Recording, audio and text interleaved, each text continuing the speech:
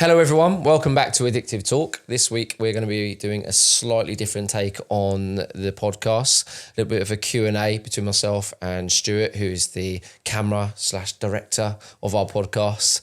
We've gone through sort of social media and looked at some of the most prominent questions and topics that are around right now within the areas that I've got at least a little bit of knowledge in. So we're going to fire away with some of those questions and yeah, let's get down to it. Stu, fire away.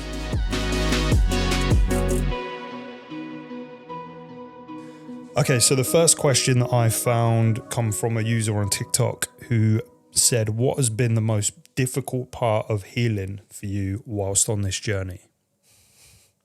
The most difficult part of healing has been processing pain for the first time ever.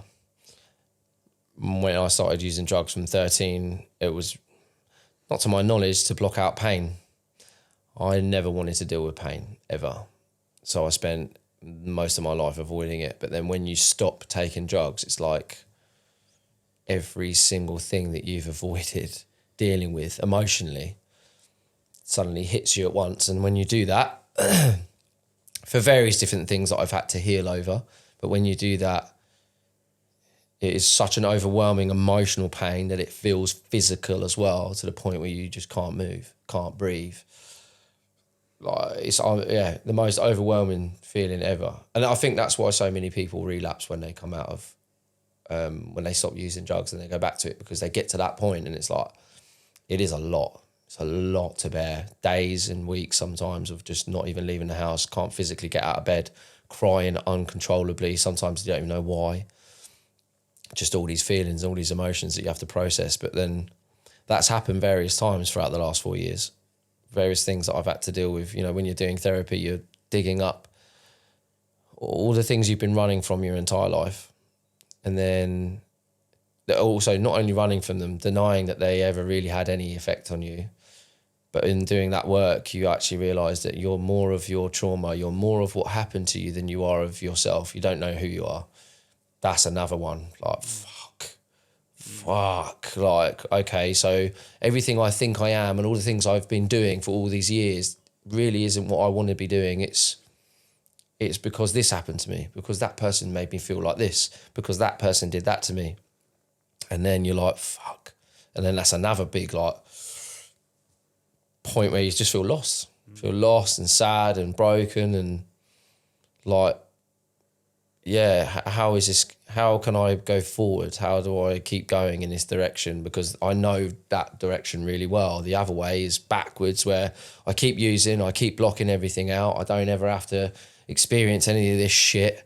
It's familiar with me. It's painful and it's destructive and it hurts everyone around me, but I'm used to that. So easy to just go straight back into that. And I think that's why so many people relapse, because yeah, it's unbearably painful for a lot of the time. And like I said, there've been various times that's happened to me. Even recently I had it, but because once you get over the first one, I always find that's the biggest one. If you get over that and you get through it and you kind of come out the other end and you're like, okay, well, it wasn't the end of the world. It didn't kill me. It was just feelings.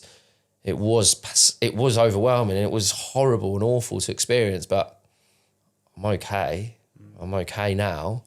Didn't last forever. And you almost feel a little bit of relief actually, because you're like, and also a bit like, fucking hell, like, if that's what I've been running from for all this time, don't get me wrong, there's many more of them to come, which sucks, but you kind of think, well, that's doable. That's actually doable. I can get through this, but yeah. It's a long-winded answer to that question. No, it's good though. Good, nice and in-depth though. Moving on from healing as a question, what does love mean to you? And that's in a relationship sense. So not necessarily in loving yourself, which we will come on to later, because there's a couple of questions on that. But romantically, you mean? Romantically, in a relationship with an intimate partner, what does love mean to you? See, this question I've been asked so many times, and every time over the last 4 years I've been asked it, because there's been distance between each one, my answer's been different because my experience with it has changed dramatically. So what I say now, and I will obviously give an answer, but may change in a year or two or three, because my experience has changed. But the idea of love for me is there's two sides. There's the fairy tale side where it's like that just instant, you see them and you love them, and that it's like almost love at first sight, and you just think this is the most profound and beautiful person I've ever met in my life, and I want to spend every minute of every day that I possibly can with them because they're just everything that I want and everything that I want to be with. Like I feel like that's the fairy tale, and I do believe that it exists. I didn't for a while, but recently my view has changed again. So as I said, it may change again in time to come. I think that's important though, to that happens in life. You are going to, from your experiences, pretty constantly change your opinions on stuff. Perspective, isn't it? Yeah. An experience. And then there's the more grown-up love, which is respect, and I think respecting the person you're with and being respected by them, being appreciated, and having a partner to share everything with that is your equal, is your 100% equal. That is, that you wouldn't want to be whatever without, but you're going to give them everything. They're going to give everything to you, and it's you're a team. You come as one. You know, you want to don't get me wrong, doesn't mean you do everything together. You have the respect to have your own space. And I always said that like love is, some people think love is like this, you connect and then you go forward like that, as one. I think you can be as one like that, you know, with a circle around you. You are one, but two separates in that one, heading forward in the same direction together and helping each other all the way. And the biggest thing is that you make the other person better by being there, and vice versa. If that person makes you your best self or helps you to achieve your best self and increases your chances of getting to your best self by just being who they are, that's love. Yeah, that last bit was spot on, I think, to say that just by them actually just being their real self, and if they can be that and it still turns out that they drive you to be your best version of yourself, that's perfect. That's literally what I would 100% agree with. Love it. The next one, the third one, I've actually snuck this in here. This is actually my question, and I wrote this down a few weeks ago. I was going to ask in the capacity of God and do you believe in God, but I think that's too much of a personal question.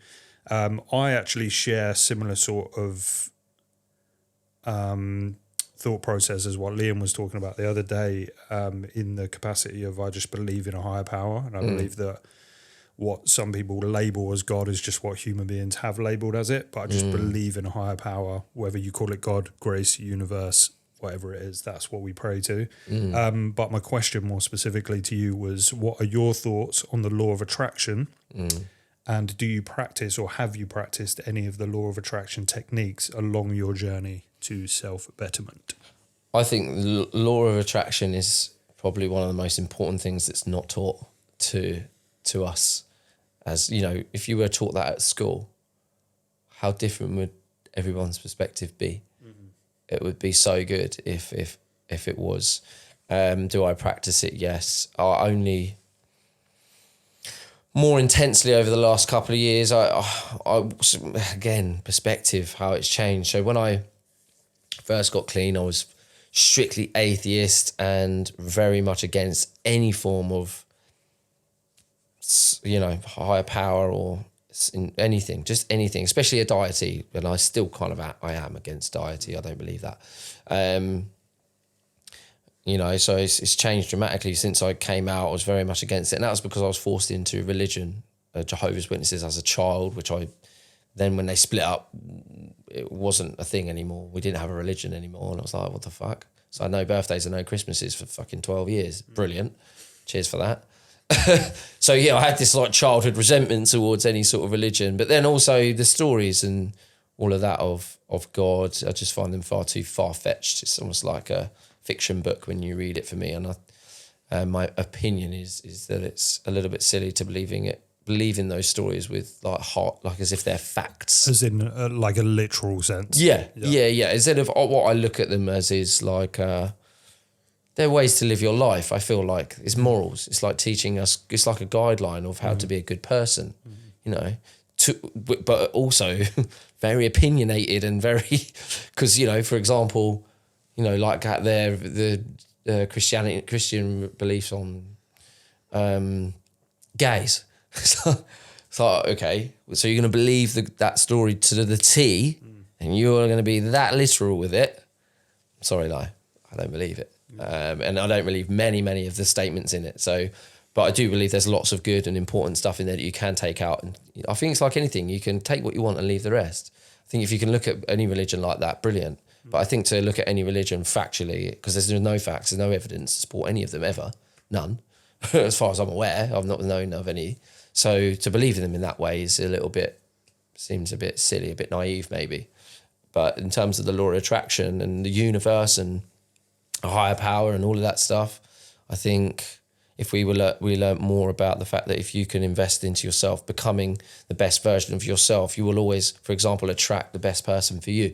You will always get you always get a mirrored version of you where you're at emotionally, mentally, physically at that time. You will always attract those types of people into your life, whether it be friends, whether it be partners. You know, if you knew that by investing solely into yourself and becoming the best version of you, that then everything you wanted would not only be within you internally, but then externally you would also receive those things just naturally. That is, I have evidence of that fact. You know, my life has been that for the last 4 years. You know, when I wasn't doing that, you know, my life, what I focused on was external. So I focused on money. Biggest priority for me. I wanted to be rich. That's it.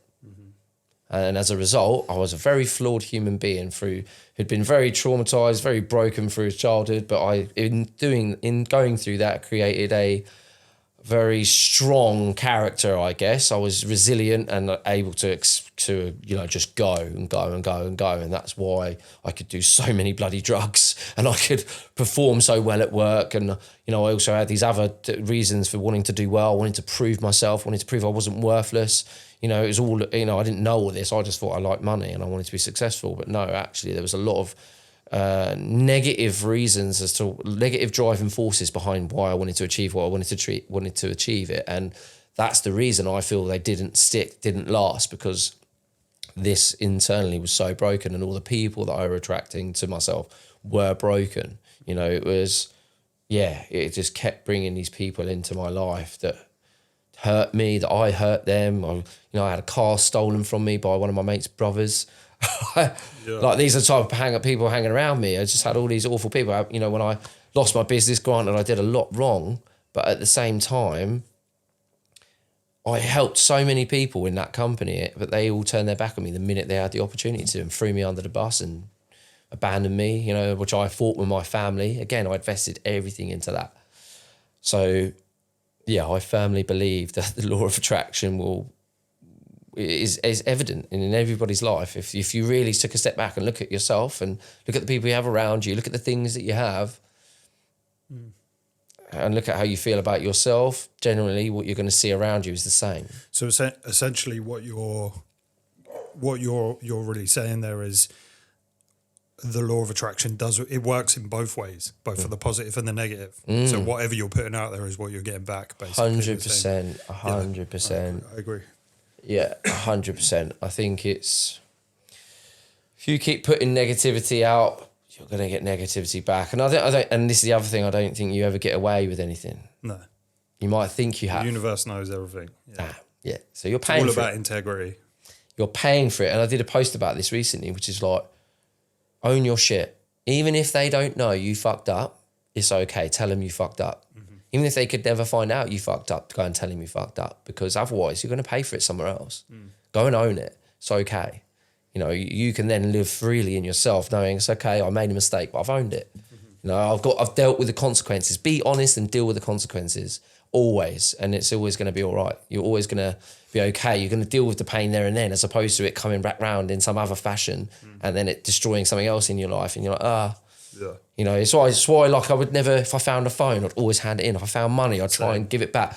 You know what I mean? And it's worked for me as well, because in my life I've lost phones, they've come back to me. Like, and it's that one thing, as soon as I did something wrong recently, actually, I did something wrong and then I lost a pair of headphones. I didn't get them back. First time ever in years that I've lost something. I made I did something dishonest. And I went and I owned that mistake and I was honest with it. But in between that, I lost these AirPods. They were like, I don't know, £600 headphones. Yeah, you just lost them, yeah. I lost them. They didn't come back. Yeah. They didn't come back. Normally, I went down and I was like, I know, because the night before something bad happened. I was like, I ain't getting them back. I know, it's punishing me. Yeah. I didn't. I've always said to not to hijack in on your question too much, but I mean, I got into the law of attraction probably 15 years ago now. So a long time ago. Someone bought me The Secret, the book, The Secret, and a bunch of, I mean, I reckon one time you're going to have to do a podcast about the law of attraction and just have me as your guest on there, because I've got wild. So in fact, I would say my life, all of my stories and all of the things I've done, from traveling around the world, from filming Luke Combs to working on movie sets with like Guy Ritchie and David Beckham, Jude Law, people like that. All of them, every single one, I would hands down owe it to, whether you call it God, grace, the universe. Every single one of them. So much wild stuff has happened in that. I've found. I was about to say, like, people watching this will go, no, that's just a coincidence. I'm like, it's not when it happens so much. It's not when it happens all the time. Yeah. And it's like you said, there's so many things that have happened because you've done something good, or you just happen to be kind, or give your time to something or someone. And then out of nowhere, it's just like, that's just turned up because you just did that. And you're like, and I know exactly what you mean. The times in my life when I've done something that I know personally inside I don't agree with, or I don't think it's a good thing, and things have happened within the days after it. Somebody who I haven't heard from in like 4 months will message me and be like, remember you said you was going to come and do the rest of this video for me for nothing, and I've got to go and do it now, but that's a really negative thing. Is there anything else that you want to add on the law of attraction, or are you done with that? It's a topic I love, man. So I could sit here and listen to somebody talk about the law of attraction. Yeah, I'm just trying to think more about it, but or is it so? I can only say my most recent. I'll tell my most recent experience. I was going to say, to conclude it, is it something? Could you tell us about something that you maybe do now or have done recently? So for the last 2 years, I mean, obviously I've been clean for 4 years. I've been invested in myself for 4 years, but for the last 2 years, I started to realise, I needed to keep investing to myself more extensively. So I started cold water. I started breath work. I started meditating more. And then more so for the last 9-10 months now, every day I've never missed. I've not missed. And also singing, another one. Journaling, another one. So cold water, journaling, meditation, breath work, every day. And singing every day. So I suppose that's 4 or 5 things. And I've not missed. And then in doing so, I ended a relationship that was toxic, that was hurting me. But I ended that relationship in between doing all this stuff. And I had 6 months off, and I had total to myself. And then I got back with that person, and then it didn't work out, and I stepped away from it properly. But all the while, even when I went back into that relationship with her, which previously when I was in a relationship, I wasn't consistent. But when I got back into it this time, I was like, no, whether that person's here or not, I'm not going to let them be a distraction for me or an excuse for me to not do my work. And in doing that, I feel I healed myself more than I've ever healed before. I became much better internally than I've ever felt. I've figured out ways and things about myself that I didn't see, like this inner child stuff, and how that sort of manifested into current behaviours. And there's still loads I've got to do, mate. Like even today, the way, and yesterday, things I've said, and I'm like, yeah, I shouldn't have done that, or I could have done that better. So I'm constantly like weeding these things out and trying to be better and trying to improve. And it's not easy, and it takes time, and you keep making the same mistakes over and over. But as long as you're doing it and you're working extensively hard on yourself, and you're being consistent and you're showing up for yourself every day, you're going to start to be more reliant on just yourself. And in doing that, then you attract people that are also self-reliant. Yep. And then I was trying, as you know, with the podcast, I was trying to stay away from relationships because I felt like I needed a year to do that work. But I hadn't considered, actually, I'd been doing it for 2 years, and I also had a lot of time to myself, and my relationship was long distance, so I had loads of time to myself. So I didn't sort of take that into consideration, and then somebody walked into my life, And I rejected it initially because I was like, look, no, I've literally just split up with someone. And then about 8 weeks later, that person messaged me again. And I was like, oh, they seem really lovely. They seem really nice. There were some questions I asked about their life, about who they were and about their family. And they were all things that I'd wanted. Like, I was like, this is weird. Like even things like their family being all together and still a unit and still happy together, which I've never been with anybody like that. That came in. These were like things that I was dreaming of, that I wanted. I was saying, this is the type of person. The age was 26 to 26. Like, no children, has no children. Like this is like this long. And not only does this person tick every single box, there's also more ticks underneath that I didn't even think of that they've got. Yeah. And I'm like, wow, what are the chances of that? So I met that person and it completely changed. It was just like, yeah, wow. And ever since then, it's just been unbelievable. It's been the most beautiful experience of my life so far. But it is early days, obviously, and it's always lovely at the start. But there's just things that I've never seen before that I've always wanted, things that I've been dreaming of, talking about, saying that this is what I need, this is what I want, I know if I have this, it's gonna work for me, you know, and it's all there. It's all there. And I only believe that that's happened because I put myself first. I decided to become the best version of me. I decided to continually invest in me, decided to be the best version of myself. And then, and also I didn't look for it. If anything, actually, I said, I don't want it. Yeah. I pushed it away and was like, no. And then it came back and it was like, okay, right. Which I've never done before. But you filled yourself up first. This is it. Because I'd just broken up with somebody, I was like, right. And like the healing process I did was so aggressive. Like that was one of the moments I said to you earlier about painful experiences. That's one of them. That's in there, top 5. Those 2 months, every day I cried every single day. Pain every single morning. And it wasn't just about the end of a relationship. It was what my relationship with women was all about. You know, I was looking at my inner child and I was speaking to him like and going into depth about how much pain he's in and how much pain he's been in and, you know, why he's so sad and why he's so upset. And it wasn't really to do with the relationship I was in or just ended. It was to do with my mum. You know, and then I was just healed from all of that. And it was like I was like almost like being sick, but nothing coming out. Like it was like that. But I was crying at the same time and almost like I was just letting all this pain out every day. And it wasn't until I got to a place of where that eased down a little bit on a daily basis. I still have it now. I still do a bit. And that's the thing, since meeting her, I still do it every day. I still have moments where I'm in pain, but about different things.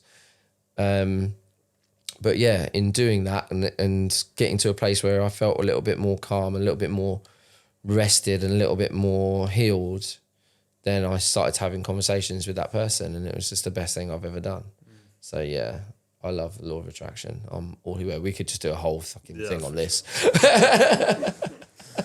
Okay, I'll move on to the next question. What are your top 3 self-development books? And if you could give one bit of advice from just one of those books that you thought would change someone's life for the better, what would it be? Well, I've only read 3 self-help books, so I'm glad you said 3 and not 4. So I'll give you those 3, but perhaps in order of what's the best. Attached is it's about relationships. It is probably one of the best things that I think people can do, especially if they're struggling within relationships, to know your attachment style. And it's a bit profound actually when you read it, how you basically, whatever one you are, whether you can be anxious attached, anxious avoidant, and secure. And when you read the one that you are, which for me at the time was anxious attached, and it's like literally someone's just wrote everything about you without knowing you, and it's like they know exactly how you behave in a relationship, and you're like, oh shit, that's a problem. So does it give you like? Does it gives you little workbooks and stuff like that? I was going to say, does it give you, it doesn't just be like, you're a twat in a relationship. Yeah, you're fucked basically. Like, just give up. Yeah, it gives you like things to work for. Like it's interesting, like that book is interesting because, you know, it talks to you about what type of people that you would work well with and what to avoid and what type of person that you are and what you need to work on, how you can let go of those certain behaviours within relationships and, you know, everybody's goal is the secure, really, is to become secure. And I think that's another thing that doing the work that I did got me to a more secure place. Doesn't mean I don't still have some level of anxious attachment left in me, because it doesn't just go like that. I say like that, it has been years of me working on it, but I'm 4 years against 29 years. Do you know what I mean? Yeah. But I do feel like I'm 70% of the way there to secure, you know, my behaviours, in the way I trust and the way I, you know, treat someone in a relationship now. So yeah, that helped me a lot. The chimp paradox, it's another one. That book was insane when I read it. How it separates basically you into two parts almost. You know, you're human and you're chimp. And your human is you could say it's child, adult, human, chimp, or you could be logic, emotion. What about like self-ego? Exactly the same. So yeah, it's about noticing how much of you is actually your emotions, and how much of your behavior is emotional, an emotional response to certain situations, people, the way they speak to you, the way they treat you, and then what that triggers a response in you that's not logical, it's emotional. So if you're someone who constantly comes home every day and is a little bit disappointed with themselves or has fucked up, done something wrong, messed something up, lost something, broke something up, or destroyed something in their life, is because they've got such a big and emotional response to things. Their chimp is in control more so than their human. So it's it's crazy. You can start to like identify in yourself how much of you is really the chimp acting like primitive, and you wanting to be basically more in control, more in the logic state of mind. So that was a really good one. And the one I'm reading right now, which I'm halfway through, and even though I'm only halfway through, I'd still say it's the best one, which is How to Do the Work. That book is fucking incredible. So that's your number one. What's the number one bit of advice from that book that you think would change someone's life? Well, number one piece of advice. It's hard because I can say it as if it was to me, and the number one piece of advice I would give is to do the work in that book, because this is the strange thing again about law of attraction, right? So the universe has obviously given me these tools to pick up, right? So the singing, the meditation, breath work, cold water, and journaling, right?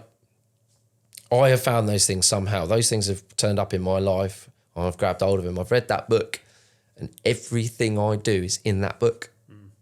As in, so she is a therapist, and she has got to the point where she was fed up with seeing her patients be with her for 6 years and still falling back into the same old behavior and not healing and not growing and not going forward. And then she found herself in the same situation as her patients and was like, oh, fuck. I want to know. So she started researching, doing more and more things, and basically worked out this program for herself that she then taught her patients as well, and just changed so many people's lives. It was a multi-million selling book. And it just so happens that everything she said I'm doing. And I was like, what are the fucking chances that I just naturally found these things through my own accord? That's what works for me. But it's not only what works for me. It's almost undeniable that it would work for anyone. So yeah, there's a recipe for it. What I feel about those things that I have found, I thought initially, right, yeah, these are just the things that work for me. But then it just so happens that actually no, this is something that will work for anyone that's willing to do it. You've just reminded me. What is it? What I was going to say, that it effectively, if it sounds like the kind of book that if you are, whether you're struggling with mental health, if you're struggling with depression, if you're struggling with the loss of like someone, whether that be as a relationship or a family member, whether you've lost your job, like any kind of like negative moment in your life, it sounds like the kind of book that it's saying, if you do this level of work and these kind of things, it doesn't matter whether it's drug addiction, whether whatever it is, whatever negative thing is going on in your life, if you do the work like what we've laid out, you'll heal. You'll heal and you'll feel better. 100%. 100%. And this is the thing, like I think that people have the opinion, oh, that's what works for you. It's like, no, read that book. It works for everyone. If you do it, it works. Whether you're going to enjoy it or not, it's a totally different question. But, and don't get me wrong, I don't enjoy doing that every day. I really don't. Some days I feel like, yeah, this is good. But for the most part, every day when I wake up, I don't want to do it. I don't want to do cold showers. I don't want to do breath work, especially breath work for some reason. That seems like the most effort. And it's like, I just can't be bothered. And I know it's going to be hard. I know I'm going to cry at the end of it. Or I'm going to feel something weird. And so I'm like, it's like to do it every day is like, I don't want to do it. I don't want to do it. I actually don't want to do it most days. I fucking hate it. But it's that thing of it being difficult work, but on the other side of difficult is always reward. Everything that's worth having in life is hard to get. Nothing comes easy. And the thing is, I think most people focus on the wrong thing as well. Like that book as well, it even says in there that people have gone to ayahuasca retreats and they've felt healed and then later gone back straight into the same behaviours. She even mentions it. It's like, it doesn't work. It's not a long-term solution. It's like, yeah, it's short-term, it works, but she's not seen any evidence to say that it's going to fix anything. You still have to do the work. And that's what her whole book is about, doing the work. Yeah. Nothing's going to work as much as doing the work. No, it's not. It's just not. And I think everybody's looking for a quick fix. There isn't one. There is no tablet you can take. There is nothing. Healing is painful and it's difficult. And it's like anything. The only bit that's enjoyable is the reward. The achieving of that reward is not fucking fun. The process of achieving it, sorry. So it's actually the opposite of happiness, really, because like, realistically, happiness isn't the end goal. Happiness is the journey of working on the thing that you're passionate about, you love, etc. So it's actually the opposite in that sense. Then it's hard to do and it's not enjoyable, but the reward at the end of it is brilliant. That's it. It's just the after. It's what you get after. It's like doing a cold shower, right? Look, if you do a cold shower, I still haven't got used to it. I've been doing them I say that I've only been doing them properly every morning for about a month and a bit. Do you enjoy the process of the shower? No. But do you like how you feel when you come out? Honestly, way better than what I thought it was even going to be. Every day. And that's genuinely feel about 4 times happier. And I feel quite happy anyway. I'm quite. Do you know the science behind that as well? Because it releases dopamine 2.5 times what you normally would for 6 hours after doing it. Insane. That's mental. Yeah. And it's like, why are you doing cold showers? That's fucking one reason. Yeah. Like that's enough. Yeah, I can definitely vouch for that. That's something. And like I say, I've been in self-development for a number of years, and same as you, really. Like I technically, actually no, you know what, I'm not even going to say. I was about to say I technically do journaling. I use a bullet journal, but I use it in a different sense. Like I review my weeks, and I do write about what I've been doing, etc. Whereas yours is a bit more like emotional. For sure. Yeah, so I'm not going to say I've done that, but in all the years of self-development, I've run like 25 minutes a day at 70%. Yeah, my zone 2 running, I'm into the gym. And so that's the like physical that. Stuff. Yeah, I'm into all of that, but I would say that I feel like for me personally, if I can go like 2 or 3 days where I get 8 hours of sleep at the right time, I get my sunlight in the morning and do all of that these kind things of stuff. Are beautiful. If I do them, I feel brilliant, but nothing has made me feel as brilliant as quick as what cold showers are. I find with anything as well, it's consistency with it. Yeah. It's being consistent. Like if you're consistent with any of these things, it's going to be good. But like I said, I think people focus on the wrong things. They always think like money's going to make me happy. And I know you're going to ask me that later, so we'll go on to that. But they think that, or okay, let's remove money. They think the career is going to make them happy. The career is going to be the thing that changes their life and everything gets better. It's like, it's anything external doesn't last, I don't think. My belief is nothing. It will make you feel happy when you have it. Mm-hmm. But if you're using it to try and fill some void that's inside of you in terms of low self-worth or low self-esteem, all it isn't doing is it's feeling like it's going to work, or it's feeling like it's working because you don't feel sad anymore. Yeah. And you feel validated from the success and the people telling you how good you are. Yeah. But then it's like, okay, what if that's not there? Yeah, it's a bit like the lust and love thing as well. It's similar to that in the sense of like you might be like super into somebody and you might feel like you love them when after a while you're like, oh, maybe it was just lust, like maybe we just really fancied each other, and Yeah. So it sounds quite similar to that. Yeah, so that external bit, isn't it? It's like, oh wow, they're this, they're that, and the other, they're amazing and beautiful and like bright eyes, and oh, that bit makes me feel great. Yeah. But then actually, once you scratch beneath the surface, okay, they've got 4 children by 4 different dads. Yeah. Don't like me going out. They don't like me going out. That's what I mean. So it's all those types of things, but the same with anything external that makes you feel good in the first instance. You know, long term, it's never going to fill that hole. I think it's nice to have, and it's all, onto the money thing. Having money makes life a lot easier for sure, less stressful, should I say? Doesn't fill that self-worth hole for me in any extent, and nothing will. Like as well, people think like the perfect body and going to the gym and exercising is brilliant, being consistent at that, but if you think by having the perfect body it's going to make you happy, it's not going to fix what's wrong in my opinion. It will, again, momentarily, great, I've achieved that, I look good externally, but then okay, if I have to step away from the gym for a week and I start to put on a bit of weight again, so do I then suddenly feel worthless again? So okay, so it's dependent on that then. You have to look like that. Okay, again, all right, drop it then. My view is if you can't be happy without it, then you shouldn't have it. Do you know what I mean? Yeah, I liked what you said in a recent podcast where you said about kind of not really seeing the point in getting down to that low body percentage. Yeah, like when actually the goal should just be to be healthy. And I guess I always say that my ideal goal is to look athletic. Because if I'm athletic, if I look athletic, I probably am athletic, which means I'm going to be able to play with my kids longer. Like I can go for I love running. If I get the opportunity to run for 10 miles in one hit, that's my favourite thing. Just put my headphones in and go out in the countryside and just run 10 miles. I absolutely love that. We're going to have to do that, mate, because I've been wanting to do running. Yeah. I love running. I've done 10 miles the other day from my house right up to Whipsnade Animal Park. I couldn't stop running. I was just loving it through the countryside. Mate, all right, let's do that. We'll definitely do that. Because, running was another thing. Again, that's anything that I've ever done. If I'm going to the gym or like if I'm doing any exercise, it's because I want to be happy. As in mentally, not externally. I don't want to look good, like appealing to look good. Unless I was overweight, obviously then I'd go to the gym because I think feeling overweight would make me feel unhappy. I would feel depressed and I'd feel a little bit like, I wouldn't want to be overweight. I've got a question for you then.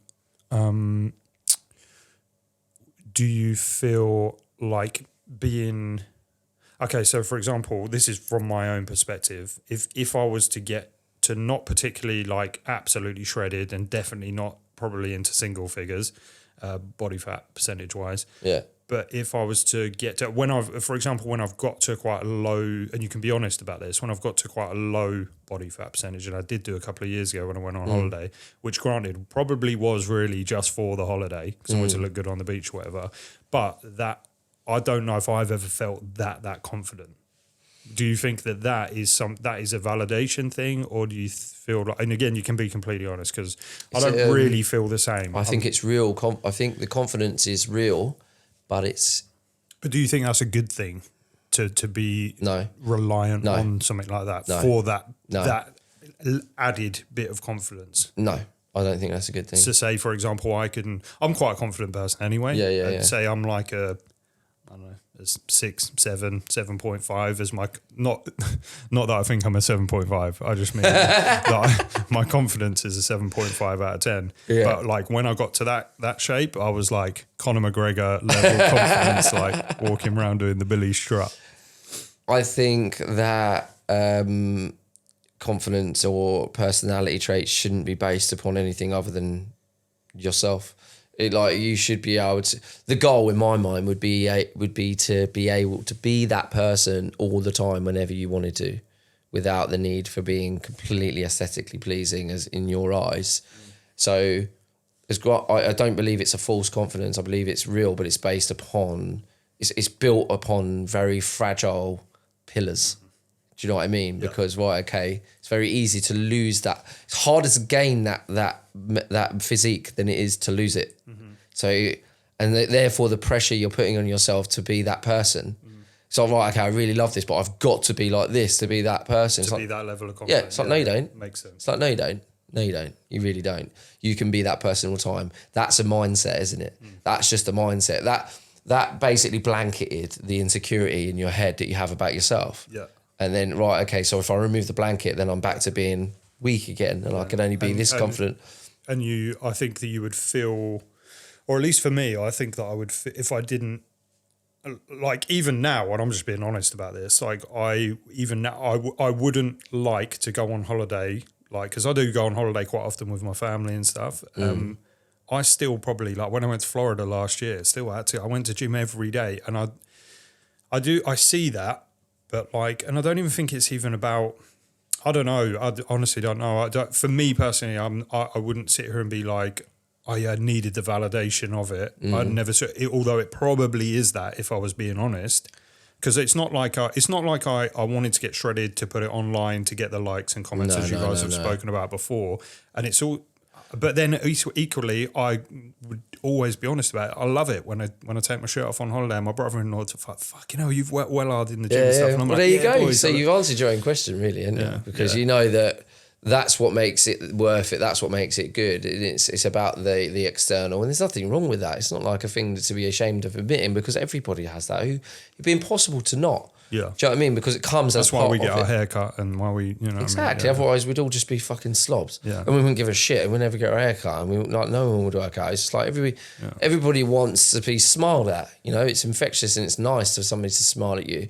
But I think there's a difference though, because would you, so obviously you got to that cut level, didn't you, where that's really high, but then there's somewhere in between being a little bit overweight and being shredded. That's a really comfortable space that you could be in and feel exactly the same, I think. Yeah. Where you are comfortable and you're knowing that people aren't looking at you going, oh, he's a bit overweight. I think that's the thing we want to avoid. Yeah. It's the negative. I think the neutral's fine and the positive's great, even better. But if you're the neutral, you can be totally yourself and be happy. Your shirt's coming off. You're not feeling uncomfortable about it. Yeah. You're not getting as many compliments. You're not thinking about it in any way. I think you're thinking about it more if you've got a really high extent of fitness, because you're like looking for people to go, oh, well done. You've done amazing. So you're thinking about that and, oh, right, he's not even complimenting how fucking I'm ripped. What the fuck? So you're expecting of it. And then the other thing is, on the negative, is you're thinking everybody thinks I'm fucking overweight and everybody thinks I'm hideous. Yeah. So you think about it more. So I think the neutral is the better place to be, right? Where you're not thinking about it too much. You're free. You're happy. Yeah. It's like, I'm fit. I'm healthy. I'm well. I don't care what people think, because I know I look all right. Yeah. I know I'm overweight, so I'm not thinking negatively about myself. It's more to do with how you think of yourself. Yeah. It's like, if I think I'm okay, then I don't mind having my shirt off. But if I think I'm overweight, then I'm going to have a problem. But then also, if I think I'm really ripped, I'm going to be expecting people to go, well done, and be like, oh. Yeah. So, exactly. Are they looking at my abs? Yeah, they are looking at me. Of course they are. Look, and if they're not, why aren't they? Yeah. And these are the things. Like, these are actual thoughts that a lot of people will have, and I know because I've done the same. Because I have got ripped. I have got down to very low percentage body fat, and I've done all of that. Not to the extent that Liam had mentioned that he'd done ever, but I haven't got that level of dedication to wanting to look that good, because it's not that important to me. Yeah. But like I said, if I got overweight, I would definitely change it. It would make me feel worse, definitely. So I can understand that, but yeah, I guess everybody would have a different opinion on that. But yeah, that's my view. Yeah, sweet. All right. Well, I'll move on to the next question, which I think is actually one of my favourite questions. This one was actually from Instagram. If your best friend contacted you today and told you that he or she had just broken up with their partner of 5+ years, what would your first piece of advice be? I think the first thing I'd say is, you're going to be okay, and I've got you. I'm here for you. My first piece of advice would be, don't contact them for a time. Let them go. Let them do whatever they need to do. And you do what you need to do to make yourself feel better. Don't feel responsible for their well-being, and don't make them responsible for your well-being. You've let go of something that it didn't work. And if you're going to find your way back to each other, which I'm sure part of you may still want, it will happen. They'll come back.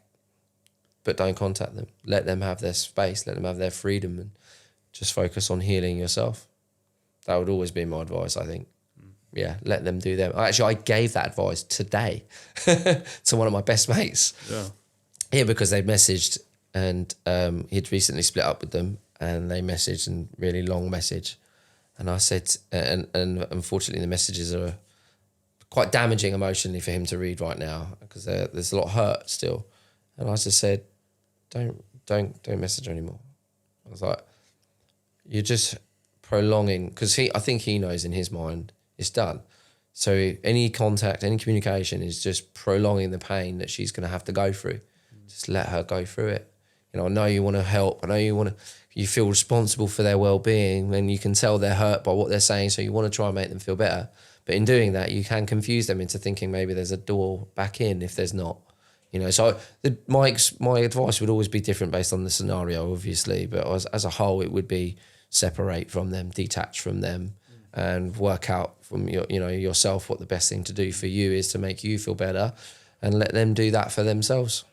And I guess it also, to touch on that, would be kind of wasn't the greatest question, actually, thinking about it, because like you say, it could have been, say for example, it was your friend was the guy. It could have been his fault that they broke up. He might have cheated on her, or she might have cheated on him. And then it becomes, why did you do that? And what can you do to heal yourself? The advice would be different based on each one. But I still think there is one thing that would always be consistent, which is what I said, is I would be like, look, detach from it, mate. Like, let it go.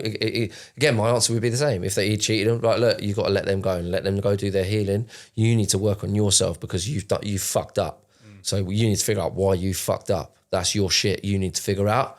You can't put any of that on her. You got to let her do her and you do you. And that would be it. It's always going to be the same. You heal yourself, let them heal themselves. And if it's meant to be, you'll find your way back. Okay, next question.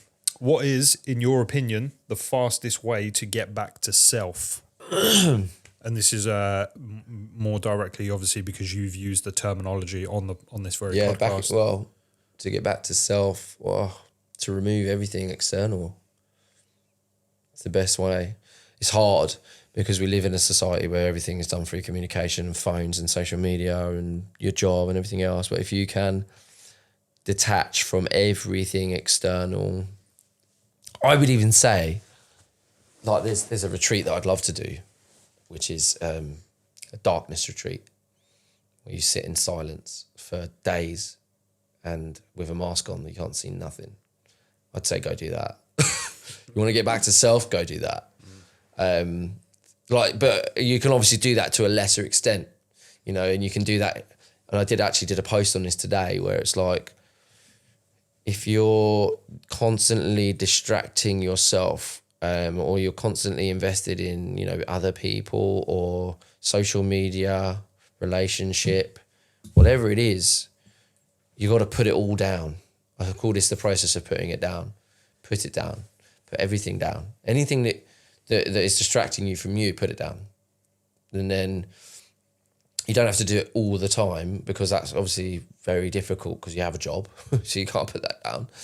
And you've got friends, you can't abandon them. But if you can every day spend an hour or 2 hours, maybe if you did like 8 till 10, so you can carve those hours out to yourself, and just turn your phone off, turn the telly off. Yeah, and maybe you and a pen, journaling. One of the best things you do, meditating and breath work. If you did that and did that for 2 hours every day, and just didn't speak to anybody, didn't tell anybody about any of that stuff either, just for you, it's just yours. It's yours to do. Find out what comes up for you, what thoughts you get, what feelings you get. That is getting to self. That for me is getting to self, and that was the best way I found to do it of late. Obviously, maybe in a year's time I might have found something else, but yeah, and I think everybody should do this anyway, get at least once a week, if just practicing being with self, being totally. I did another video on this as well, where it's like, don't help anyone anymore. Spend some time not helping people and just fucking help you, because you need it as much as they do. You know what I mean? So yeah, putting down any of those distractions that you have. I think the phone is the biggest one. I would love if everybody spent more time off their phone. Yeah. if you dedicated an hour with no phone every day, like some families out there, I don't know if you've ever seen it before, they have like a lockbox in the middle of the table, and when they have like family dinners, you have to put your phone in there and then they lock it. So you can't get your phone out the box until everyone's like finished their dinner and stuff. I think longer. I think from that point onwards for the rest of the night. Yeah. Do you know what I mean? I've tried to be better with, so I put my phone on airplane mode. I put my phone on airplane mode about 8:45, 9, or at least I try to. And then I kind of go through my evening process of like getting a shower and that's all you. That's and stuff. That's your time. That's for you, isn't it? Like, I think that's the best thing that you can because do. before, when I used to freelance through this film company before, the guy would literally text me at like 9:30, 10 o'clock, like, gonna need you to do a late one tonight. Gonna need you to get on the edits until like 2 o'clock in the morning. Like, cared zero about like the fact that I had my little routines, and I'm quite like funny about stuff like that. Like, I love my routines. I try and get up at the same time every morning, and try and do my I've got like a little tick habit tracker of what I do every morning at my right time. But I'm the same in that I try and take that airplane mode off my phone as late as in the morning as I can. It's a bit more difficult, especially with going to the gym and wanting to go on Spotify, unless I've downloaded stuff. But that would be the next step, is to do that. I think another thing with self as well is to not compromise. It's basically getting self is obviously is investing time into self, but to do that, you then have to put everybody else second, and that's one thing that a lot of people are willing to do. But it's like, okay, here's 5 things I'm going to do for myself that are connecting me to self, and I'm going to do them every day, and nobody and nothing and is going to get in my way. Nothing is going to come first over those things. So if that means I have to get up at 5 to do them because I have other responsibilities after 6 or 7, then I will get up early and I'll do that. Yeah. Like that it's like boundaries. It's back to yourself. So these are my boundaries to me. Yeah. Do you know what I mean? I'm going to commit to myself. This is me here. This is the pen around me. Yeah. And only me and myself exist in this pen and can come in it. Yeah. It's like, you've got to own that, and you've got to be willing to tell people no. You've got to be willing to like go out. You've got to be willing to commit to yourself. Like, I know, like this morning, actually, I haven't done my breath work yet, but I know I'll do it before I go to sleep. But it's just rare that I do that. But I was like, do you know what, I'm going to have a lie-in today. But I always know I'm going to do it. So it's like, I thought about it earlier. I was like, oh, could I give up? Could I just not do it for one day? And I'm like, absolutely not. It's like that dedication. Doesn't matter when I'm doing it. I don't care. I'm not going to miss that. Do you think if you didn't do it for one day, how would you feel about that? Disappointed. Would you? Yeah, I think so. And that would eat away at you? Because you've done it so consistently. It wouldn't necessarily eat away at me, because I have so much pride in what I'm doing, and I'm proud of how far I've come. And I think if I gave up on it entirely, I think then I think eventually it would have an effect. I think it would have a negative impact. If I dropped everything I'm doing right now for myself, 100%, I would fall back into different behaviours, old behaviours, I think. Really? 100%, yeah. It's like what I'm doing right now is taking me forward. Is stepping me into. So you don't think there's any part of the journey, or do you think that at some point there's part of the journey where you can stop doing the things that helped you? I don't think so. You think it's just going to be a continuous journey? I think it should be. Yeah, I think so. Because I mean, why would you stop doing stuff that makes you feel great anyway? But I think it's the way I can describe it is, so my brain has a path that it's walked and it knows really, really well, and it's done, and they will call that path behaviours. Okay, and so you have, and also you could call it negative core beliefs. So about yourself, about the world, about people, love, friendships. These are all built when you're young. When you build them through the relationships with your parents, which mine was awful. But I know this path, and I've walked that path, and I walked it for 20 odd years. So the work that I'm doing is new learnings, so new beliefs, and your brain, let's say a channel is like this thick for core beliefs, and new beliefs is like this. And as you get older, the cores get stronger and the new beliefs gets thinner. But what I'm doing, the work I'm doing, is expanding that new belief. And what I'm doing, that path, I'm opening a new way. I'm like, right, okay, here's a new one. And it's not walked before. So in order for it to be cut away, in order for me to be able to walk that path, the work that I have to do for my brain, which is all the work that I've mentioned, to cut all of the leaves away, to cut the new grass so that I can walk it. But as soon as I stop, my belief is that I'll just go back to the path that's already walked, because I can't keep walking through this new journey that I'm on. Yeah. I've stopped learning. I've stopped strengthening my new beliefs and my new learning beliefs and my ability to learn new things, because I'm not doing that work. So what eventually will happen is I'll just go back to the path I know, the beliefs that and that's not to say about addiction, about like using again. I don't think I'll ever do that. Even if I stopped doing this work, I'd never go back to using. But my old behaviours might come back that I've learnt to undo. You know, my old thoughts and perceptions of the world, and the way I communicate to people, and, you know, just the stuff that I don't want anymore. So I think you have to maintain doing the work and accept that it's a lifelong journey of self-discovery and self-growth and healing. You're always going to be healing, because there's always shit that happens. You can never go through life unscathed. So even if you've healed all the old stuff, in between the time it took you to heal all of that, there's been loads of new shit that you also need to heal from, you know, and it's everlasting. There's always stuff you got to learn. There's always, your perception is always changing, and life is forever changing within yourself. So you've got to be doing some level of consistent work to keep up with it, to keep up with the fast pace of life. And yeah, that's just my belief on it. That's cool. And that actually leads perfectly into the next question, because it kind of, I guess, goes against, depending on your view on it, doing the actual hard work. But what are your views on using plant medicines or drinkable medicines as addiction recovery tools? And that can be any form of addiction recovery, or I guess in any sense of even getting over trauma and stuff, because I know people use a lot of plant medicines or drinkable medicines for that. But what are your views on using them? Do I think plant medicines work, or do they recover people from addiction? Because I haven't done it, I can't answer from an experience perspective, but I can only answer from a perspective of watching and seeing others and knowing others and reading about experiences that people have had. I think, like, from what I've seen, it's like 50-50 as well. Some people say, brilliant, best thing ever, and changed my life. And then another handful of people, half those people that I've spoken to, have said it was one of the worst things they ever did. And it's kind of screwed their life up.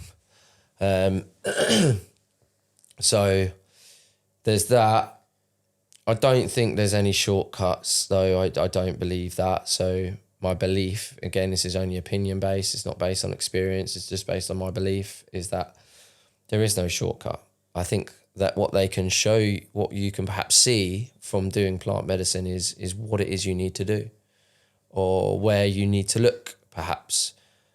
But I don't think it heals what you need to heal. I think it can show you what you need to heal and enlighten you, give you perspective, different perspectives, and show you parts of yourself that perhaps you've not seen before, which is beautiful in itself and very, very helpful on anyone's healing journey. But I think it can delude people into thinking they're healed when they're not. And that's a dangerous thing from what I've seen. I think it can, because people can basically get clean or use it to get clean, think that they're healed and they can just live a normal life and not do the work, and then they go and relapse. So, but then again, so you could argue though that there's people that have gone and done it and never relapsed. So I think but I guess you could say that about doing the work, but I don't think I've known or heard about anybody who's doing the work that I've done and not stopped. The only people that I've heard about relapsing are people that stopped doing work, stopped doing a version of work. It doesn't necessarily mean my one, but they had a program that they were following. They were doing this work, and when they were doing it, staying healed and healing more and staying clean. But then they put it down, and then eventually over time, because they thought they were healed, they weren't. They still had a lot more work to do, and because healing is forever a never-ending journey. So, but they put it down, and then it might be a year, might be 2, might be 3 years later, but eventually they relapse and they fuck their whole life up because they put down the work. So I just think the point is you can't ever put down the work. Doesn't matter if you fucking do ayahuasca or whatever plant medicine you want. You're the fucking frog or the toad, whatever it is. I don't think it's gonna fix anything because the universe doesn't allow shortcuts. It does not. But yeah, I think it's a little bit delusional to think that you can definitely take that and everything's going to be fine with your life and all your problems are gone emotionally, mentally. I think because otherwise everyone would do it, wouldn't they? It's like everyone would just be like, well, this is a magic cure for life. Why should be doing this? Yeah. Everyone, like it would be. And I think just touching on that very quickly, that you reminded me of something when you were speaking about ayahuasca before. And it's the same, you said that before, basically, like if that was the kind of like the magic juice for it, the secret juice for life and making everything perfect in your life and being able to recover from anything, then everyone would be doing it. But I think more importantly than that, if it was, you know how big corporations work, you know, that would be monetized. There would be wards. There would be wards and clinics of people where you could go and do it. Yeah, Virgin would own it. Do you know what I mean? Virgin would fucking copyright ayahuasca. Yeah. It's like, so don't get me wrong, I'm not totally shitting on it. And it could be one day. It's worth knowing that it could. It could be, absolutely, it could be. And I think it certainly has healing properties. And I certainly think it has a way of connecting you to a part of the universe or another energy in the universe. I fully believe this. Because when you die, you release DMT, as I said in the podcast, that has DMT long releasing over 6 hours. So it enables you to, wherever you go when you die in your mind, the energy in your mind it releases it so that you can go and connect to this, right? I think it's a gateway. I think there's some level of gateway through DMT because that's the only way we release it when we die, isn't it? That's it. There's no other way. Yeah. So I think that DMT is a gateway to get into this other place. Yeah. I fully believe this. You know, when I've heard of it before, I don't know exactly what it is, and you might be able to help with it. I'm sure it's something to do with breath work or something to... Oh! Put the car on charge. I do need to do that. What, your Porsche? Yeah, it's electric. What? Yeah. It's insane. So you'd probably be a good person to ask about this, because I'm sure it's something to do with breath work or something to do with breathing. But isn't there a way that you can get similar effects to DMT through breath? Is it through breath work? I'm pretty sure I saw it on Joe Rogan or somewhere like that. There's a way. But is that... You can do a DMT breath work online. But if you do that, are you actually releasing DMT into your body? Or is it just a similar effect? I don't know. I think maybe. I think maybe because... So with certain breath works, it's like almost to the point where you're passing out, you know, and like you're running out of oxygen or you've got so much oxygen and it's just like, yeah, it's a bit crazy. Like, but...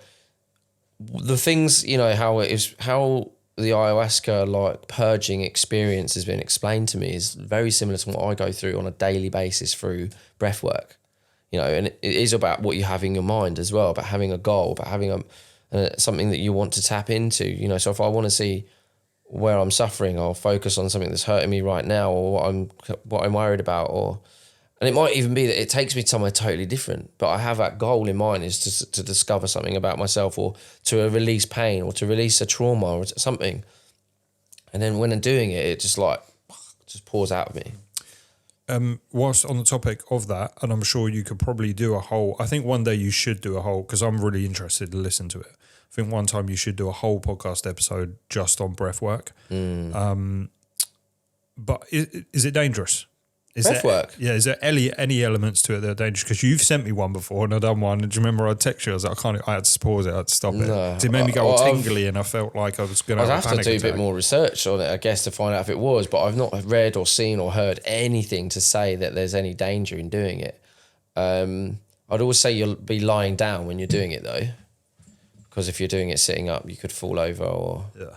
Was you lying down? Yeah, I was laying down on it. In fact, I was the highest level of comfort that you can be. I was in my girlfriend's pregnancy pillow. You know, those big U-shaped things on the bed. Like that was, I've never felt anything as comfortable. Yeah, I think it can be a bit overwhelming. That's the problem with it. I think that's what again people are like, oh my God, this is weird.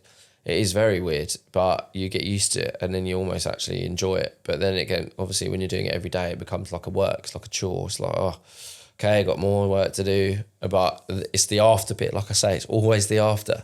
Like at the end, I'm purging out all of these tears sometimes, or this pain or whatever, and through this really insane feeling through my whole body as well, of like being lifted off the ground almost. So yeah, that's worth it in itself. Like, yeah, breathwork's the one. Yeah, I definitely need to either do more research or just sit with you and have you talk me through, like, because it is something I really want to try, and I'm annoyed that I quit it that one time. But it just basically, I remember it was nothing to do with feeling like out of breath or anything. I just felt like I was going to faint, and my arms went all tingly. And I was like, how is there any benefits to this? Like, when did the benefits start? Because it's weird. It is, and I felt a bit, experience. and I don't suffer with like anxiety or any panic or anything like that, but I felt panicked when that was happening. I felt what it felt like to have anxiety on a high level. Do you know what it is? It's like it's like a natural high, really. That's probably why I love it so much. Well, I say love it. Obviously, it's hard and I don't want to do it most days because of the after part where you're kind of purging all of this emotion. But there is a certain element to the feeling of it that is very nice. Like that tingling of the hands and the fingers. And yeah, your fingers, like sometimes though, I've done a different breath work, not the one I normally do, but it made my hands curl up like that. And I couldn't open them. See, so where's the benefit in that? Yeah, I don't know how that was a DMT one. That was a really mad one, but the experience mentally was crazy. But it's the oxygen. Here's another question: when that happens, how quick do you get back to? Seconds. Seconds. Oh, really? Yeah. So you can just like open your eyes and be back in the room and go for a cup of coffee and for a walk. Yeah, second. Yeah, literally within about 30 minutes. And there's no 30 seconds to a minute. There's no after psychological effects. No, other than the release of dopamine for the next 6 hours. Oh, right. So it's like that too. Oh, wow. Yeah, same thing. Same thing as cold water. Actually, no, am I thinking about cold water? I might have that wrong. Don't quote me on that. Right. I'll have to research that one. I'm sure it does release DMT though. Not DMT, it does release dopamine as well. Yeah. I'm sure of it. I'll have to Google it. Cool. Next question. Okay, brilliant. Next question.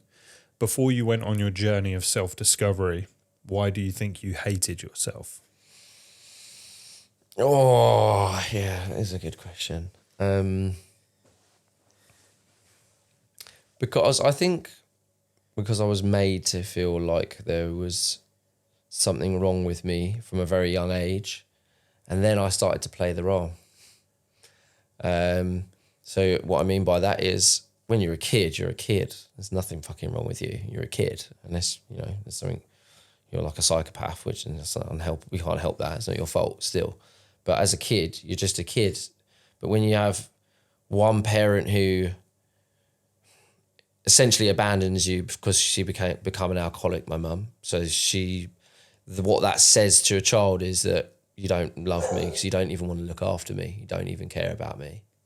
And also you're trying to kill yourself. So you don't love me. You don't want to be my mum. So there's something wrong with me then. Why? And then when the other parent is violent and abusive towards you, but also very loving to your older brother, also confirms there's something wrong with you. It's just you, because he's fine to him. He loves him. He goes to all of his football. Doesn't want to have anything to do with you or your. Like, I saw this perfect relationship that I would have loved, but then I didn't have that. So again, okay, there's something wrong with you. So that's kind of the first part, foundations of thinking that there's something wrong with me, basically, or why I hated myself, the answer to the question.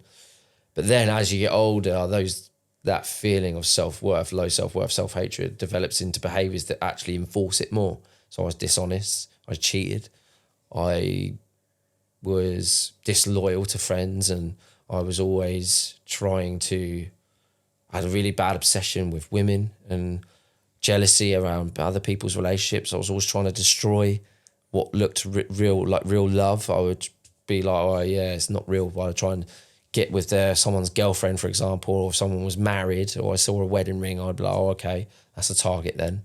I was destined to try and prove the world was a bad place. So then I've got all of that to reinforce you're just a fucking horrible person. You're just a horrible, horrible person. So it's just combined for years and years. But really the only reason it's a catch-22 though. So the only reason I acted and behaved that way was because of what happened to me. because I thought I was worthless, and that was the world that I lived in, because I grew up in this betrayal and deceit and abuse and neglect and vileness. I just saw what I knew. So that was kind of what came out. So it wasn't, but that wasn't what was me. That was what was created. You know, that wasn't who I was. If you go back to pre-trauma, it's just the sweetest, loveliest, kindest little boy, like my son. Just this lovely boy. I just loved nature. I loved animals. I was very affectionate, tactile, caring of others, helpful. I was probably a little bit destructive as a boy, because I like taking things apart and stuff like that, as most boys are. Every boy is, yeah. But that's who I was, and that's who I tried to be today. That's who I tried to get back to, because the child is the best version of you, right? Is the innocent child before any shit. If you can try and get back to that, that's why I sing as well. So was there a point that, like, when you got onto the path of self-discovery or self-betterment and learning to love yourself, was there like a key point that you were like, I don't have to hate myself? Do you remember that? Do you remember when that was? That when you quit, when you came off? No, it was a lot later. Oh, really? It took a long time, yeah. And I suppose that is, yeah, that's probably a better question, actually, a better way of framing that question. Like, what was the moment that you thought to yourself, all of that shit, none of that was my fault, and I don't have to hate myself, I can actually love myself? It took about 2 years, and I remember the day, and I remember exactly where I was. I was in Scotland. I was going for a walk in the morning by myself through waterfalls and nature. Nice. And every day I prayed to love myself. Every day for 2 years. No, not 2 years, because I didn't start praying until a year. So a year, every day I prayed to love myself, to love who you are. And yeah, I was walking, and then I said that in my prayer to myself. I said, please, energy, let me love myself. And then a voice just said back, for the first time ever, you do love you, mate. I was like, and I just... Sorry, what? What? Yeah, exactly that. Whoa. That it just hit me, and I stopped and I cried my eyes out. I was like, so in happy tears, obviously, overwhelmed. Like, wow, I finally got to a place of loving who I am. And it was through understanding. It took me so much understanding to realise that all the things that happened to me actually had manifested into all these behaviours that actually created like this monster of a person that I was, and that I was able to separate the trauma of what happened to me, and then I was able to choose to become something different. It's the great saying from Carl Jung, I am not what happened to me, I am what I chose to become. And that's it. That's the process. I am going to choose to be something different from what I was made to be by my environment. I am going to be something else. And that, you can't just say that. You can't just say, I'm going to do that. It doesn't happen. It means, right, I'm going to go to work. I'm going to work on myself. I'm going to understand everything that happened to me. I'm going to see every behavior that I have and how it links to what situation and what relationship that I had back then, so that I know it isn't me. When I know it isn't me anymore, and the only way you can know it isn't you, by finding out how it came to be in the first place. Right. Do you know what I mean? So it's like you have to work backwards. I'll give you an example of, feeling anxiety around being left alone, or being with someone and then being left. And then suddenly I felt really fucking terrified. And I had to work back and figure out when as a child did that occur. And my mum trying to kill herself, going into an ambulance, disappearing, not knowing if she was ever going to come back. That was an experience that I was linking that behaviour to. And it's like, okay, there's 1,000 of them. It's not like you have no idea how much of you is what happened to you, until you look. Yeah. And then when you start to look, you start to really understand, it's really sad. It's really sad what you realise isn't you. What you realise, another example was, I thought I was really successful because I wanted to earn money, and I was driven because I was driven by money, but a lot of it was because I wanted my dad to say, well done. I wanted to impress him. I wanted to finally have his seal of approval, because I never always had to see my brother have it, but not me. Yeah. And so a lot of driving force behind that was really, I just wanted to say, well done.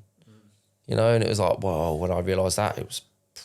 Do you think that was now looking back here, do you think that was a right reason or a wrong reason, or do you think it doesn't matter? Because at the end of the day, your goal was to be successful, and you found. I think at the time it's all like all I had. You know, I didn't have any other tools, so that was the only tool that I had to drive me, and it was a subconscious tool, though. You know, I wasn't aware that it was the reason why I was doing it, but it made so much sense when that penny dropped and it was said to me, you know, did you want this? Do you want that? Did your dad ever give you this? And the funny thing was, I never got it, but I got to a place where I realised actually I don't need it. And I think the whole point is it a good or a bad thing? I could put it in the bad category because I think anything that's done out of a reason like that, it won't stick. Yeah. Because let's say I had got it, say I had got the well done and the pat on the back, it would have never meant as much to me as what I'd put on that. Yeah. The pressure and the amount, it wouldn't have healed me, wouldn't have made me feel any better about me. It would have just meant he had said something nice about me. That's it. Yeah. And that would have felt good for a moment, for a time. Yeah. But I know my dad as well, he would have fucked it all up a week or so later anyway, because that's who he is. You know, he's never be consistent with him. So it wouldn't have mattered. You know, it's a pointless endeavour. Because it was never going to get me the goal that I thought it was going to achieve ever. You know, so you lose it as a result whenever you put so much pressure on weight on something external to make you feel better as a person. The danger of losing it as well is the other thing. You always think you're going to lose it anyway. So then you end up losing it. Same law of attraction, right? Yeah. So if you know that by losing that thing, your world falls apart, the pressure's way too much. It's going to go. So that's why the pressure should only be on something internal, you know? So, yeah. Yeah, and I guess that kind of leads into another question on here, actually. And I guess this question is actually more to do with in the past, but how did you separate the parts of you that were your trauma and the parts of you that were really you? Therapy mainly is the biggest one, and it's horrible. I'd say you know, like I said, there's moments that have been insanely painful and the most painful. Reliving my childhood is one of the most beneficial things I've ever done, but probably the most painful thing. I'd say out of all of them, maybe number one. I don't think I've ever cried for a week like that, like for hours daily.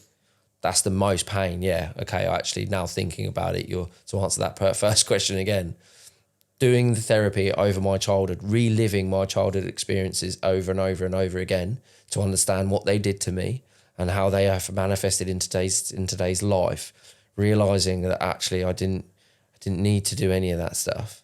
You know, I didn't need to be that person. I could have just been my lovely boy all along.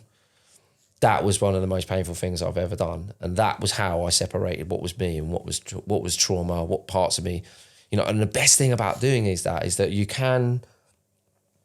don't remove all responsibility and you don't remove any guilt or shame.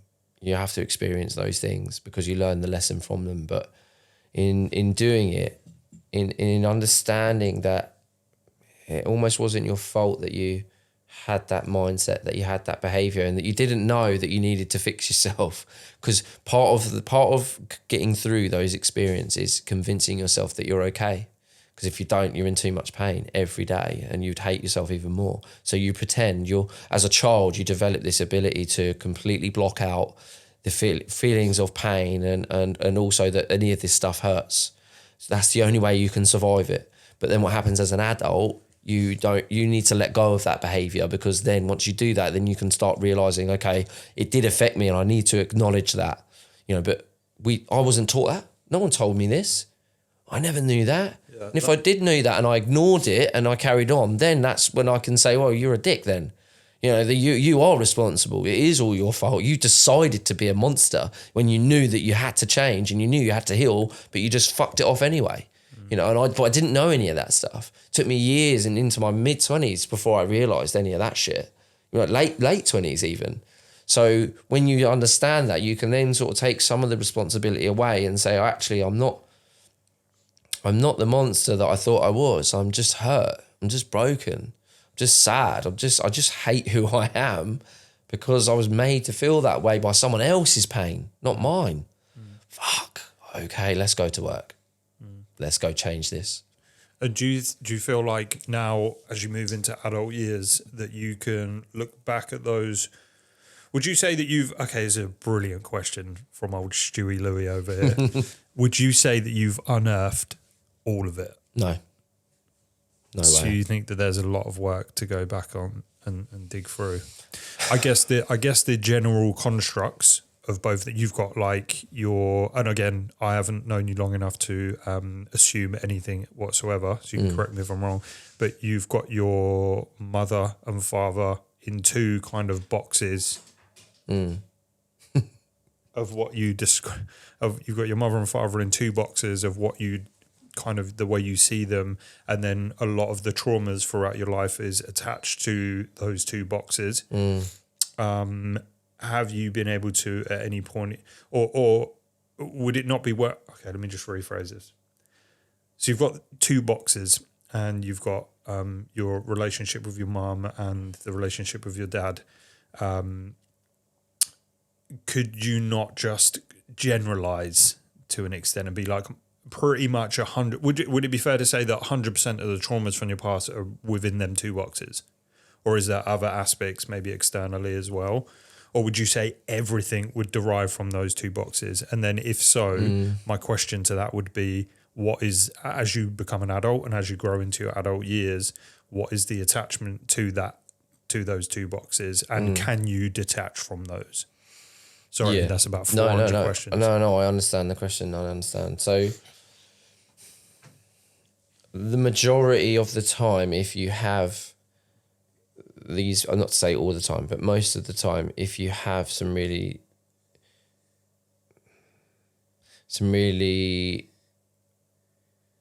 what's the word I'm looking for? Some behaviours that are very out of character or not of the norm, so like, for example, like I used to get in fights with girls. Weird behaviour, like not normal for a little boy. That was because I was seeing abuse to women all the time. I thought it was normal. Obviously, when I got a little bit older, I realised after about 13, I never hit a woman ever. But it wasn't my parents that taught me that. It was friendships in life, yeah. But I think the majority of the time you can link these abnormal behaviours, that's the word I was looking for, to the mother or the father, normally, or a trauma, one specific one maybe. But if you've got multiple and lots of different behaviours like I had, it will always, most of the time, be about the mum or the dad. I think everybody varies. So you can put it into those boxes and go and look at those relationships, and there'll be more stuff now that I understand about it later down the line that I've missed, that I haven't yet seen. I've unearthed lots and lots and lots and lots of it. I think for me, everybody's different as well, because the relationship with the parents may change. So say, for example, the relationship had become actually a really positive one. Say, for example, you had a mother that abandoned you, fucked you up immediately. If your mother or your father abandoned you, life-changing, completely life-changing. Even if you had another parent figure that was lovely that came in the door, it wouldn't matter. That would immediately make that person feel worthless from a young age for the rest of their life, unless they figured it out, unless they did the work. But let's say that parent comes back and they build a new relationship, and that parent has a way of explaining and letting them understand what happened and why, and they actually end up being best friends and having a beautiful, loving relationship and forgive the parent. That totally changes everything. Do you know what I mean? That changes the situation. But for me, my relationship isn't like that. I don't have that. And there's not been a reconciliation. There's not been, there's no relationship there. There's no friendship there. There's no admiration. There's obligatory love that you have for your blood parent, but that's it for me. So I will, and again, and there's more trauma in that in present day. I've had to accept that I will never ever get from them what I feel I deserve from a parent, either of them, not even one, and I think that it has a big effect on someone, it would have, yeah, it does. And so, yeah, I can link a lot and the majority to them. It's not to say that a lot of people would normally be able to, if you do the work, you'll find out. You have to dig, you have to find where it is. It might be in places you never expected. Like, for example, I always thought it was my dad.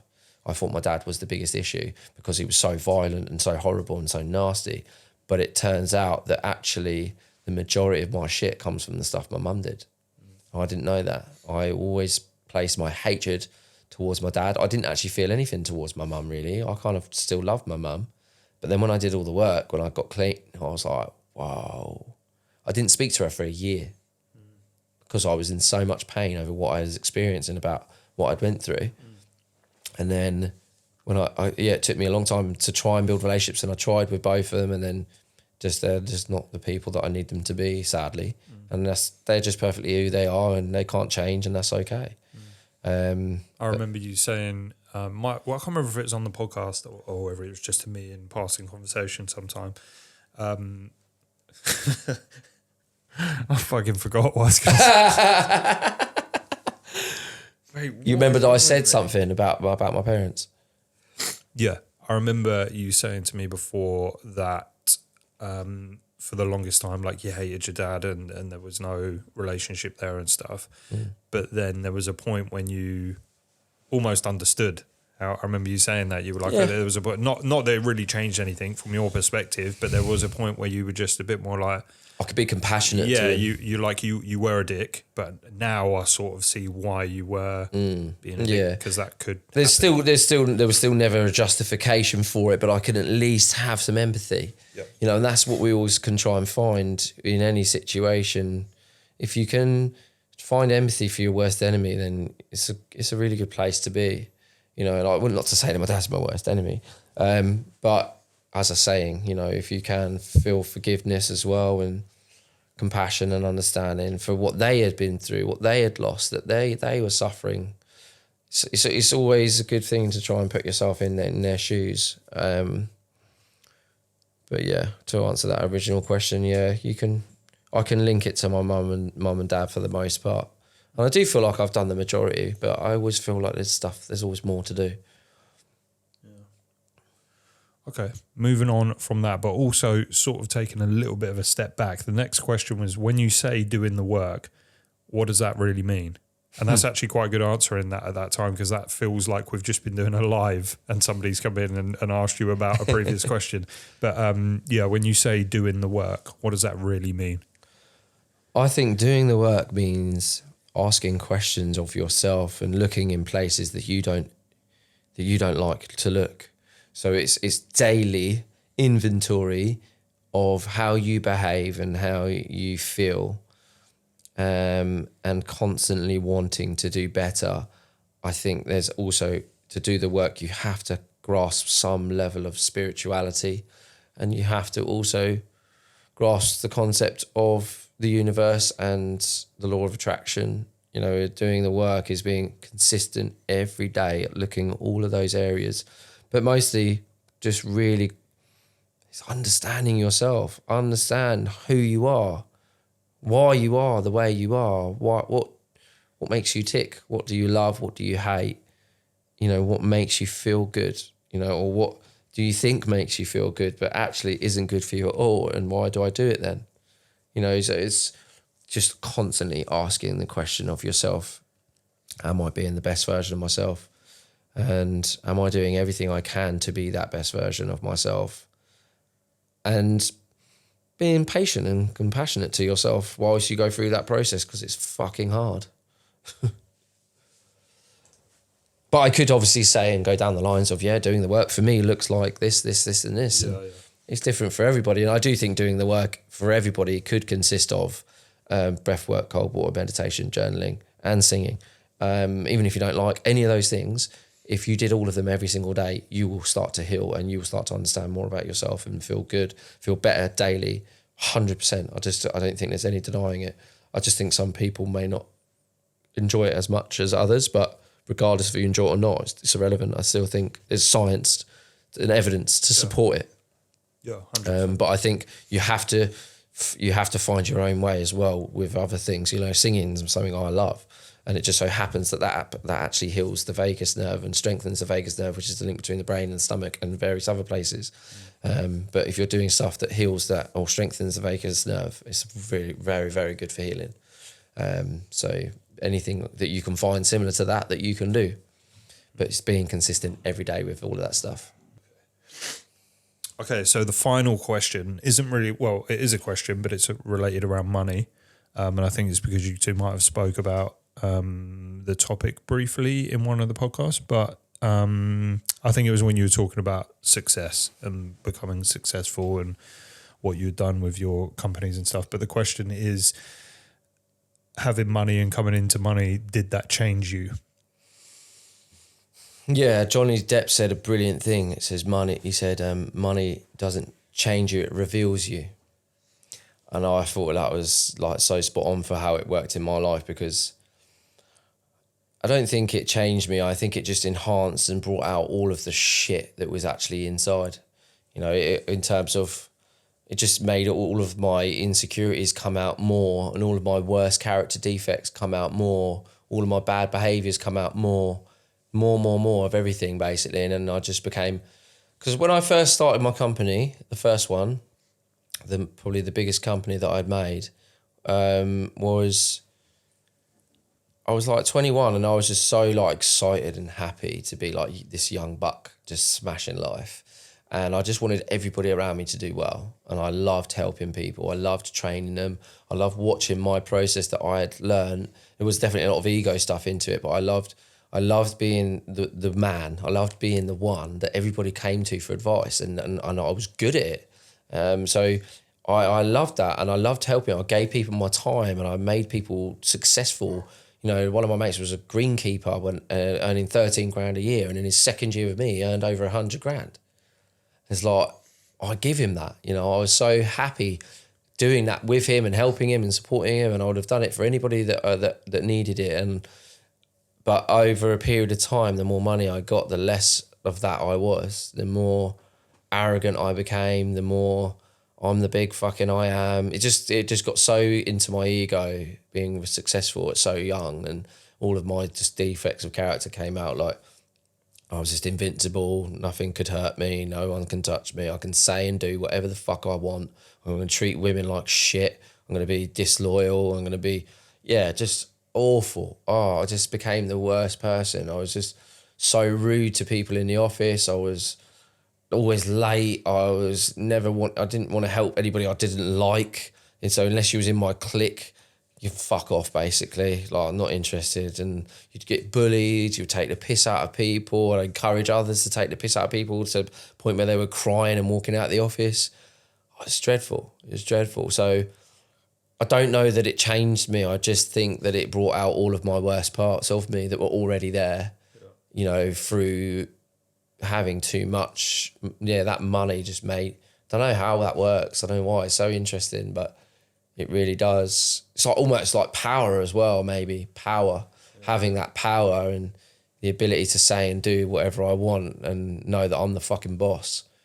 It did something to me really in a really negative way. So, yeah, that's my answer to that, mate. Well, so my opinion is that, you know, the old saying of money can't buy happiness. So I disagree with it. I think the money can buy happiness, and it'd be really interesting to get your view, because obviously we're in different positions anyway. But yeah, not in a direct sense. So I don't think that you could put a whole bunch of money in someone's bank account. And again, I think it's worth noting that, like, me and you and Liam, when he's on the podcast, and anyone else in the world that's listening to this podcast, all going to be in completely different positions, and every one of them considers what a different number to be. Do you know what I mean? We're all in different. 60 grand to you might not be a lot, whereas someone out there might be like, if you put 5 grand in my account, it changed my life. Yeah, for sure. So everyone's in different places, and I think the better way of phrasing it is that money doesn't buy happiness, but it does buy freedom. And I think with freedom, you find happiness, because... Not always, though. You can find happiness. That person might not decide to do that. Yeah, that's true. Do you know what I mean? So in that freedom, they might buy loads of fucking drugs. Right, yeah. Do you know what I mean? Yeah, absolutely. Okay, yeah. So it isn't the money, it's the person, it's the individual. But... Yeah, that's very true. That is very, very true. So, let's say, for example, someone is suicidal.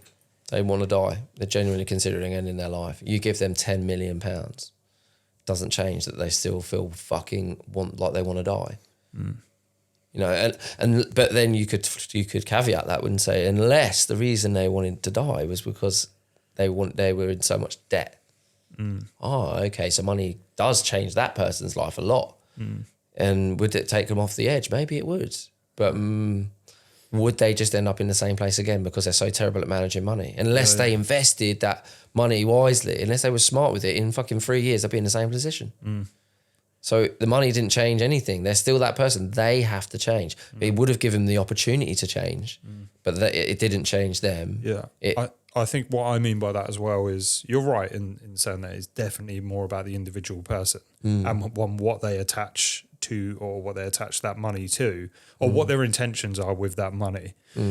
But I think, what I mean is that if you was to put just a figure into someone's bank account, that might make them temporarily really happy. They might be like, wow, you've just put 30 grand in my account. That's amazing. That makes me feel really good.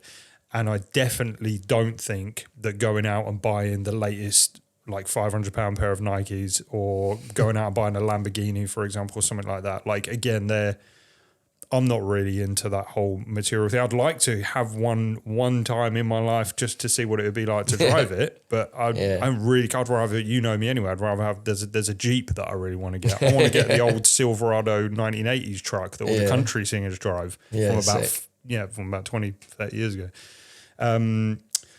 But yeah, I don't think in that sense, I don't think buying material things, and I know that you guys have had discussions before about how you attach happiness to like the house, the car, all of that stuff. Yeah. I personally don't agree with that. I don't think that you are going to find your happiness in those things. And I do think you're right in finding it in self-worth and in yourself.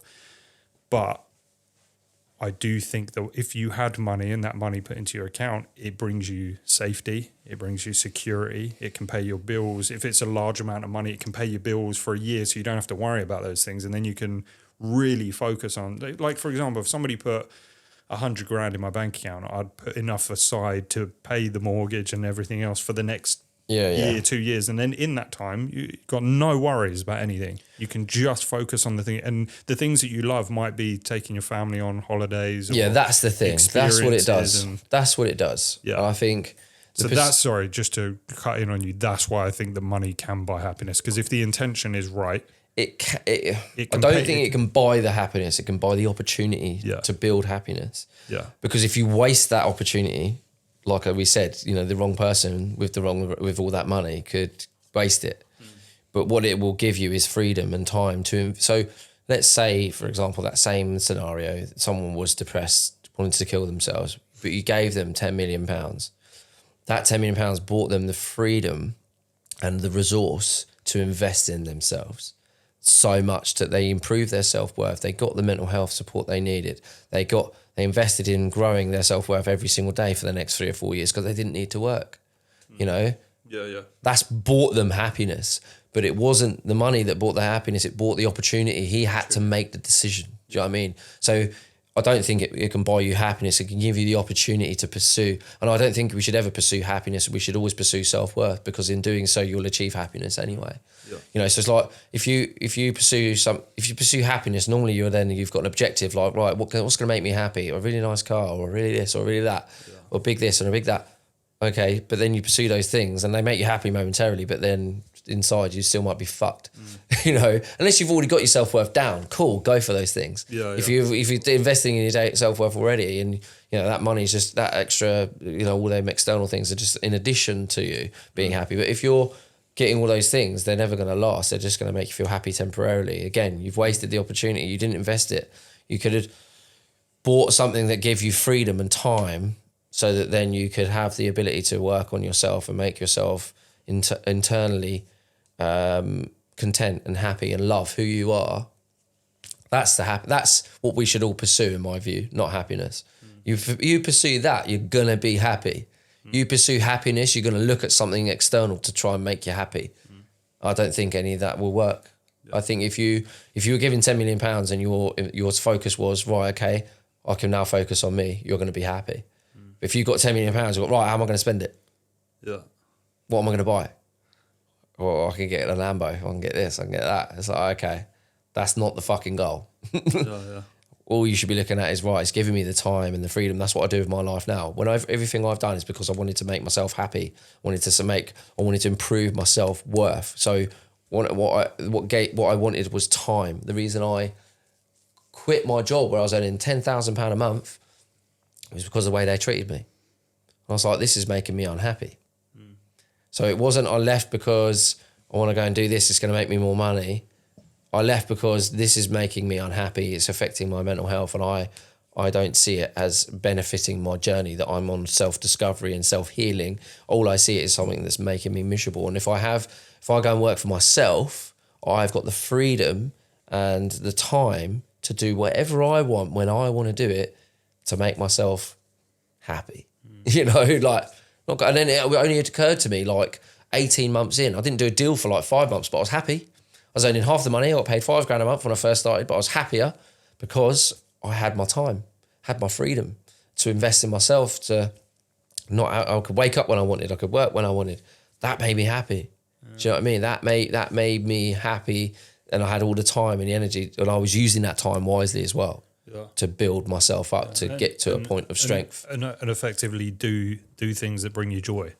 Joy, for sure. I think that Tony Robbins sums all of everything that you think about up in the best sentence where he says, living an exceptional life on your terms. And I love that. I think that's brilliant. That's it. That's the goal. It's like, from any career perspective, like, entrepreneurs are different, aren't they? Like serial entrepreneurs, they live to work. That's their, like Elon Musk. Do you know what I mean? The guy who sleeps like 4 hours a day and then works like 90% of the time. Insane. Steve Jobs, another one. It's like they live, their self-worth is almost invested in what they can create. Yeah. And it's beautiful, but you know, they're very few and far between. I think outside of those types of people, I think we should just be looking to achieve freedom, time, getting off the matrix, off the mill. Yeah. You know, do you know what I mean? I just think, like, run it. But again, that's my version, because some people are so content and happy. There's people that are working 9 to 5s, earning fucking 30 grand a year, that are probably so much more content with life than I am. Do you know what I mean? So it's all down to perspective and what works for each individual. But if you can, again, that person who's on 30 grand a year has found something in here. They've locked it in. They're content, they're happy in themselves. There's nothing more they want from life than what they've got. Do you know what I mean? So that's why you can say money definitely doesn't buy you happiness, in my opinion. It's free. Yeah. Cool. Let's wrap it up. Yeah, you can wrap it up. Just quickly, I don't know if you've ever seen, there's a Joe Rogan episode where he speaks about the most successful people, or the most successful you'll ever feel, are the people that have been through struggle. And then he goes on the whole episode talking about how, like, it's like an appreciative thing. Yeah, so like yeah, if you come out of, you got these kids in America that have like Sweet 16 where they get a Porsche for their 16th birthday, and they go through that, and then it turns out that like when they get to like 21, they're fucking off their head on drugs and they commit suicide at 29. Whereas he's like, if you see people that have fucking struggled, struggled, like fucking trying to feed 4 kids with like food stamps and like a small fucking apartment where people get shot outside, and then they go through and they grind with their business. When they get to that point where they are successful, like they don't go off the rails. They don't want to lose it. They're just aware of how hard they've worked, and I guess that brings you a lot of self-worth as well, because you appreciate yourself for what you've done to get there. It's like, I see this video about how difficult it would be to be a millionaire's son, a billionaire's son, because nothing you do will ever matter. Yeah, fuck. Nothing. Totally true. Do you know what I mean? So that's the difficulty that they live with, and it's like, oh, you fucking got everything. It's like, no, I can never really achieve anything, because if I look, there's no point.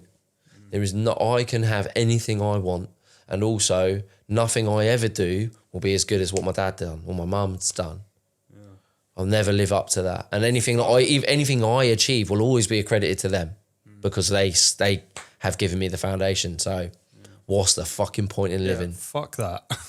Do you know what I mean? I'd rather not have That is a Honestly, tough... I'd rather not have that. Yeah, that's tough. Or would you rather be someone who had nothing, worked their way up, grew millions and millions of pounds with a successful business and became something brilliant? Yeah. Do you know what I mean? Okay, yeah, great. I've got the opportunity to do that. They don't even have that opportunity. They can't. Yeah.